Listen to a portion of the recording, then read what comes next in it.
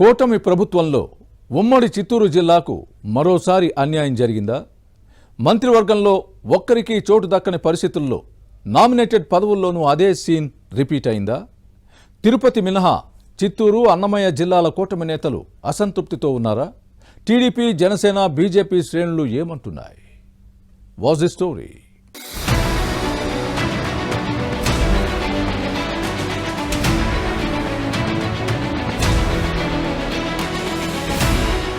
Nominated పోస్టుల భర్తీలో ఉమ్మడి చిత్తూరు జిల్లా కూటమి నేతలకు నిరాశే ఎదురైంది. కార్పొరేషన్ల చైర్మన్లు, డైరెక్టర్ల నియామకాల్లో సముచిత స్థానం దక్కలేదు. దీంతో ముఖ్యమంత్రి చంద్రబాబు సొంత జిల్లాలో కూటమి నేతలకు ప్రాధాన్యత ఇవ్వలేదనే వాదనలు ఉన్నాయి. దీనిపై నేతల్లో కొంత అసహనం నెలకొంది. ఉమ్మడి చిత్తూరు జిల్లాలోని కొన్ని ప్రాంతాలు తిరుపతి, అన్నమయ్య జిల్లాల్లో కలిశాయి. కేబినెట్ లో కూడా ఈ ప్రాంతానికి స్థానం దక్కలేదు.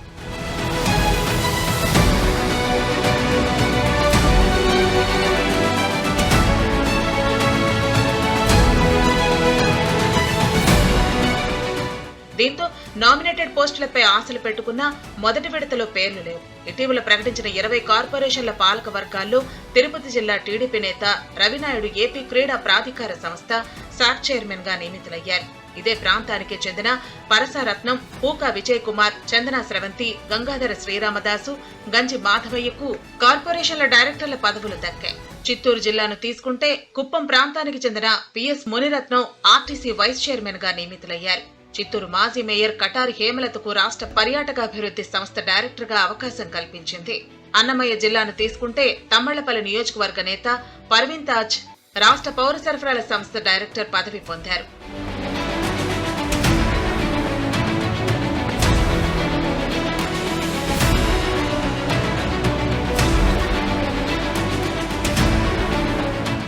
ఉమ్మడి చిత్తూరు జిల్లా ప్రజలు కూటమికి పట్టం కట్టారు. మొత్తం 14 అసెంబ్లీ నియోజకవర్గాల్లో 10 సీట్లను కూటమి గెలుచుకుంది. 2 స్థానాల్లో వైసీపీ నెగ్గింది. తిరుపతిలో జనసేన ఎమ్మెల్యే ఆరణి శ్రీనివాసులు గెలిచారు. జిల్లా నుంచి విజయం సాధించిన టీడీపీ ఎమ్మెల్యేల్లో సీనియర్లు, జూనియర్లు కేబినెట్ లో బెర్తులు ఆశించారు. కానీ ఒక్కరికి అవకాశం దక్కలేదు. దీంతో నిరాశకు గురయ్యారు. మంత్రివర్గంలో స్థానం దక్కకపోయినా నామినేటెడ్ పోస్టుల్లో అయినా ప్రాధాన్యత ఇస్తారని భావించారు. కానీ అలా జరగలేదు.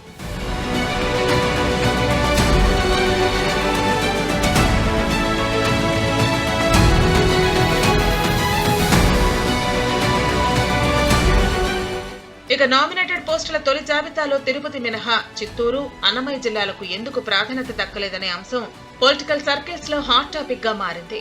పాలకుల తీరుపై కొందరు అసంతృప్తి వ్యక్తం చేస్తున్నారు.